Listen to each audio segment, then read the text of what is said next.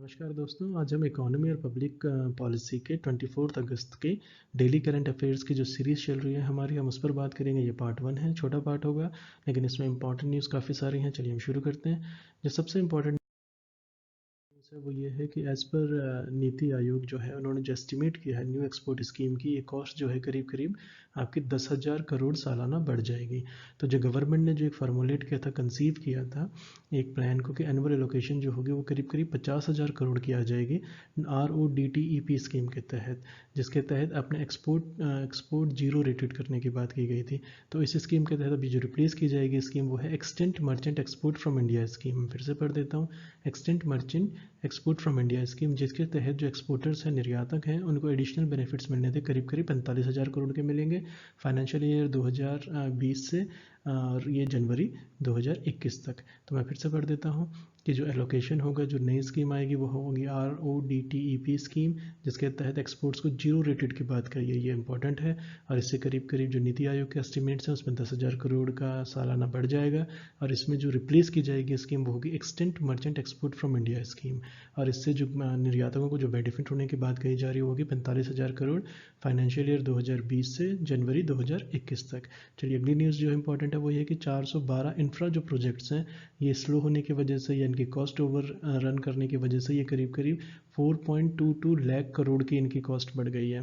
तो यानी बहुत बड़ी सिग्निफिकेंट बात है ये। तो इसमें करीब करीब आपके 412 जो इंफ्रास्ट्रक्चर के प्रोजेक्ट्स, जो मेगा प्रोजेक्ट्स हैं गवर्नमेंट के, उसमें ईच वर्थ जो है करीब करीब 150 करोड़ की थी या इससे ज़्यादा की थी, मिनिमम 150 करोड़ की थी प्रोजेक्ट की वर्थ। तो इसमें जो होगा ये कॉस्ट ओवररन हो गई है, जिसके तहत 4.11 लाख करोड़ जो हो गए, डिले हो गया है, कुछ और रीजंस हो गए हैं एक रिपोर्ट के अनुसार। तो ये बहुत बड़ी खबर है इकोनॉमी लेके।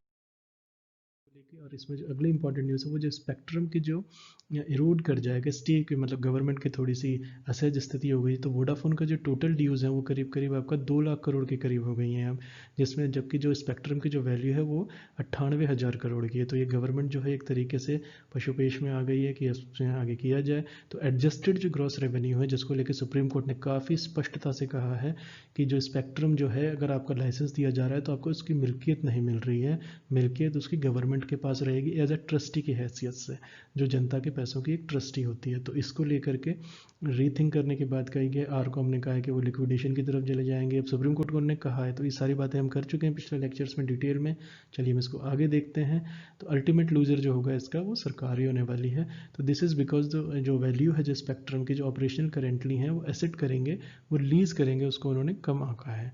तो जो जिस तरीके से ये जाएंगे तो गवर्नमेंट को फिर से पुनर्विचार करना चाहिए। और सुप्रीम कोर्ट को इसमें डर भी है कि AGR को लेकर गवर्नमेंट अगर स्पष्ट रुख नहीं दिखाती है तो वो शायद कहीं नलीफाई ना हो जाए, वो जो पैसा जो ड्यू है उन पर। तो इस पर देखते हैं आगे क्या रुख होता है सरकार का। चलिए हम आगे देखते हैं। इसमें जो है वेव जो सर्विस टैक्स है वो AGR का, इन्होंने कहा था कि टेलीकॉम जो ऑपरेटर्स हैं, जैसे कि मैंने अभी आपसे कहा है, cellular operators association of India COAI, इन्होंने लिखा है सरकार को कि उसको वेव कर दिया जाए सर्विस टैक्स को। तो सर्विस टैक्स की जो डिमांड है वो करीब करीब 20,000 करोड़ के ऊपर हो गई है। तो इसके बाद किस तरीके से होगा, और ये जो होंगी ताकि ये कंप्लायंस हैं ये सुप्रीम कोर्ट के निर्देशों के तहत कर जाए। तो टेलीकॉम सेक्टर में काफ़ी हलचल देखने को मिलेगी सरकार की तरफ से। Cellular operators association of India की तरफ से आरकॉम पहले लिक्विडेशन की बात कर चुकी है सुप्रीम कोर्ट में। तो जिस तरह रिलायंस में ये छोटे अनिल अंबानी जी की हम बात कर रहे हैं, जियो को लेकर एयरटेल जो 5G में जो इन्वेस्टमेंट करना है, ये मैंने कल की रिपोर्ट में किया था कि एयरटेल ने एक अमेरिकन के साथ उन्होंने जो स्टार्टअप में उन्होंने एक तरीका टाई अप किया है। तो किस तरीके से टेलीकॉम सेक्टर मूव करेगा, ये बहुत दिलचस्प होने वाला है लाइसेंस को लेके, 5G को लेके। और जिस तरीके से नेस्को की जो रिपोर्ट है, आज की रिपोर्ट है, उसमें ये लोग जो हैं करीब करीब 300-400 लोगों को जो रोज़गार देंगे 5G और इसमें। तो ये काफ़ी दिलचस्प होने वाला है कि किस तरीके से एक तरफ सुप्रीम कोर्ट के गाइडलाइंस हैं, एक तरफ सरकार का है, एक तरफ स्पेक्ट्रम है, एक तरफ सेलुलर ऑपरेटर्स हैं, और आइडिया का जो है वोडाफोन आइडिया, इसकी अपनी दुश्वारियाँ हैं, एयरटेल के अपने स्टेक्स हैं, जियो के अपने स्टेक्स हैं मार्केट लीडर के तौर पर। चलिए हम आगे देखते हैं। इसमें जो इंपॉर्टेंट अगेन फिर से न्यूज़ है, जो फ्रेश वंदे मातरम टेंडर्स हैं ये फिर से मंगाए जा रहे हैं। तो ये इंडियन रेलवेज़ के तहत इनवाइट किए जाएंगे। तो इसको आप एयरलाइन से ना जोड़ें, तो क्योंकि वो उससे भी एक खबर थी। तो इंडियन जो रेलवेज़ है ये एक हफ्ते में करेंगे। तो ये वंदे भारत एक्सप्रेस और ट्रेन 18, जिसके जो रेलवे बोर्ड के चेयरमैन है, ये इंपॉर्टेंट है, VK यादव रेलवे बोर्ड के चेयरमैन हैं। तो इन्होंने 23 अगस्त को ये कहा है। तो ये तीसरी तीसरी मर्तबा है कि जब ये टेंडर्स इस तरह से वंदे भारत एक्सप्रेस की तरह कैंसिल किए गए हैं। तो थर्ड टेंडर जो था वो 43 ट्रेन सेट्स का फ्लोट किया गया था दिसंबर पिछले साल में, जिसको कैंसिल किया गया 21 अगस्त में। तो ये आपको याद रखना पड़ेगा, तीसरी टाइम है। रेलवे बोर्ड के चेयरमैन वीके यादव हैं, इन्होंने फिर से फ्रेश वंदे भारत के लिए इन्होंने फिर से टेंडर्स को इन्वाइट करने की बात की गई है। चलिए इसमें हम आगे देखते हैं। तो फाइनल ये अगर इंपॉर्टेंट न्यूज़ है फाइनेंस मिनिस्ट्री को लेकर, इन्होंने जो इन बॉन्ड मैन्युफैक्चरिंग स्कीम है इसके तहत इन्होंने कुछ गाइडलाइंस बनाई हैं। तो फाइनेंस मिनिस्ट्री ने नोटिफाई किए हैं नए रेगुलेशंस को, जिससे कि आसानी हो जाए मैन्युफैक्चरर्स के लिए सेंसिटिव गुड्स जैसे गोल्ड हो गया, सिल्वर हो गया, प्रेशियस मेटल हो गया, उनके बॉन्डेड वेयर हाउसेस को लेकर के।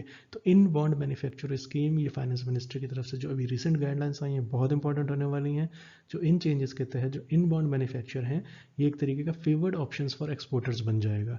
जैसा गवर्नमेंट को, सरकार को उम्मीद है या फाइनेंस मिनिस्टर को ऐसी उम्मीद है। अब देखते हैं किस तरीके से अनफोल्ड होता है। तो इसमें जो था पहले सी कस्टम्स एक्ट जो 1878 का था, उसके चैप्टर 11 के तहत जो डिपॉजिट थे वो goods and bonded warehouse के पेमेंट की ड्यूटीज टिल देयर क्लियरेंस उनकी हो नहीं पाती। तो देखिए अब कितनी ज़्यादा दुश्वारियाँ हैं इस सेक्टर के अंदर। और जो लेटर सेक्शन जो 57 से 73 ए तक किए गए जो प्रेजेंट कस्टम एक्ट है वो 1962 का है। तो इन नियमों में काफ़ी ज़्यादा फेरबदल की उम्मीद की जा रही है। जिस तरह से डिजिटलाइजेशन हो गया है, जिस तरह से ग्लोबल ट्रेड बढ़ गया है, कॉम्प्लेक्सिटीज़ आ गई हैं, जिस तरह से रेवेन्यू आने की उम्मीद है। तो गवर्नमेंट को इस वक्त रेवेन्यू चाहिए, सरकारी खजाना ऑलमोस्ट खाली है। तो सरकार काफ़ी कोशिशों में है, वो एक्सपोर्ट को बढ़ाना चाहती है, लेकिन ये किस तरह से कर पाएगी, किस तरह से करेगी। कोविड ने पहले ही इकोनॉमी को बैठा दिया है, उससे पहले डिमांड आपकी इकोनॉमी के अंदर नहीं जनरेट हो पा रही थी।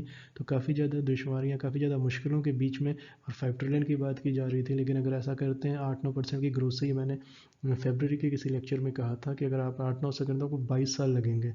तो ये बहुत, उसको मैंने आंकड़ों से जस्टिफाई भी किया था। चलिए हम आगे देखते हैं किस तरह सरकार काम करेगी। ये काफ़ी चुनौतियापूर्ण है और जिस तरीके से मोदी जी के नेतृत्व में सरकार काम करती रही है, देखते हैं आगे, उम्मीद करते हैं कि अच्छा ही होगा इकोनॉमी के लिए। तो फेसलेस टैक्स अपील्स जो हैं ये उसने कहा है कि ये लिटिगेशन को बढ़ा देंगे, यानी कि सरकारों पे जो एक तरीके का जो लिटिगेशन होगा वो ट्राइब्यूनल्स में बढ़ जाएगा। तो इसमें जो होगा कि जो कंसल्टेंट्स हैं उनको एक फेयर चांस नहीं मिलेगा एक्सप्लेन करने के लिए। लेकिन जैसे प्रधानमंत्री नरेंद्र मोदी जी ने बहुत महत्वाकांक्षी स्कीम है कि उन्होंने फेसलेस करने की बात की है अपील्स मैकेनिज्म, ताकि जो टैक्स सिस्टम होगा ट्रांसपेरेंट हो जाएगा। इंडियन एक्सप्रेस में एक कार्टून भी आया था कि उसमें एक मतलब ऑफर किया जा रहे थे कि टैक्स रिफॉर्म्स आपको दी जा रहे हैं, लेकिन सामने से जो इंसान था वो कह रहा था कि पहले मेरी जॉब बच जाए, मुझे जॉब दे दें, टैक्स ऑप्शन तो मैं बाद में यूज़ करूँगा। तो उसको लेके काफ़ी है। और सीबीडीटी की तरफ से जो था उनके जो हेड थे उन्होंने काफ़ी एक्सप्लेन किया था इस बात में, ये मैंने पिछले लेक्चर्स में रिपोर्ट किया है कि उन्होंने एक्सप्लेन किया था, क्योंकि वो भी कह रहे थे कि उनको पहले कॉन्फिडेंस में लिया जाना चाहिए था जो एम्प्लॉयज़ हैं, जो ऑफिशियल्स हैं।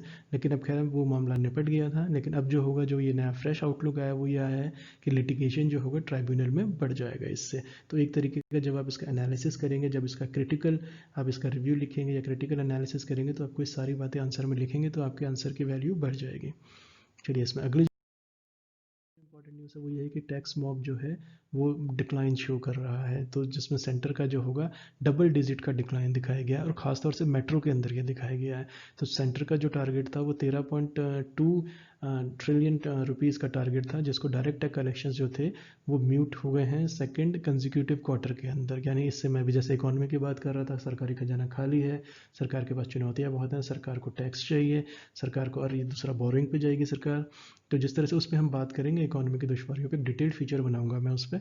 तो इसमें जो होगा इंडियन सिटीज़ जो हैं इन्होंने जिस तरीके से किया है, मैं भी एग्जाम्स परस्पेक्टिव से आंकड़ों की बात करते हैं तो कोलकाता जो है, कोलकाता जो सबसे वर्स्ट इफेक्टेड मेट्रो सिटी साबित हुई है, जिसमें करीब करीब 60% का ड्रॉप देखा गया है। तो अब लगा लीजिए 60% का ड्रॉप आ जाना, और वो भी कोलकाता जैसे शहर से, महाशय महानगर से, तो अप्रैल और अगस्त के बीच में। तो इसी तरीके से इसके बाद चेन्नई और दिल्ली का नंबर आता है। चेन्नई में 41% है, दिल्ली में 36% घट गया है। तो मुंबई जो है, हालांकि एक गुड न्यूज़ है कि वो थोड़ा कम इफेक्ट किया गया है। तो देखते हैं आगे किस तरीके से ये गवर्नमेंट इसको लेकर के पॉलिसी बनाएगी। इस पर चिंतन, सीरियस चिंतन करने की ज़रूरत है अगर इकोनॉमी को स्लम से निकालना है तो। चलिए हम आगे देखते हैं। दो इम्पॉर्टेंट न्यूज़ है इसमें, और जैसे कि हम टेलीकॉम की बात कर रहे थे तो इन्होंने वेव सर्विस टैक्स की बात की थी। तो सर्विस टैक्स डिमांड 20,000 करोड़ का, ये न्यूज़ हम पहले रिपोर्ट कर चुके हैं और इस पर हम अच्छे से बात कर चुके हैं। तो इसके बाद जो अगली न्यूज़ है वो ये है कि टैक्स कलेक्शन जो है पर किलोमीटर जो है वो गिर चुका है 7% फाइनेंशियल ईयर 2020 पे। तो टैक्स रेवेन्यू पर किलोमीटर जो है नेशनल हाईवे का, नेशनल हाईवे से रिलेटेड मैंने बताया था कि जिस तरह से इंफ्रा प्रोजेक्ट्स जो हैं उसमें करीब करीब 22 4 लाख करोड़ 4.22 लाख करोड़ का, जिसमें क्या है कि कॉस्ट ओवररन कर गया है, तो बहुत बड़ी न्यूज़ थी। उसी के साथ साथ टैक्स कलेक्शन पर किलोमीटर गिर भी गया है, तो इन दोनों न्यूज़ को आपको साथ देखना पड़ेगा। 7% गिर गया है। मैंने उस वक्त जान के ये न्यूज़ एंड के लिए रख ली थी ताकि आपको कन्फ्यूजन ना हो आंकड़ों में, लेकिन ये दोनों न्यूज़ इससे रिलेटेड हैं। और जिस तरीके से डिक्लाइन किया गया है, इकोनॉमिक स्लो डाउन रहा है, और उसमें कोविड रहा है, और जिसमें अदर रीजंस रहे हैं, और जिस तरीके से वहीकुलर मूवमेंट एक तरह से स्टॉप हो गई थी लास्ट वीक में, तो इसने भी इन कंट्रीब्यूशन की तरफ डिक्लाइन किया है। चलिए नेक्स्ट सीरीज में कुछ और लेंगे रिपोर्ट्स, उसमें आंकड़ों के साथ हम बात करेंगे। चलिए, thank you so much for listening. नमस्कार दोस्तों।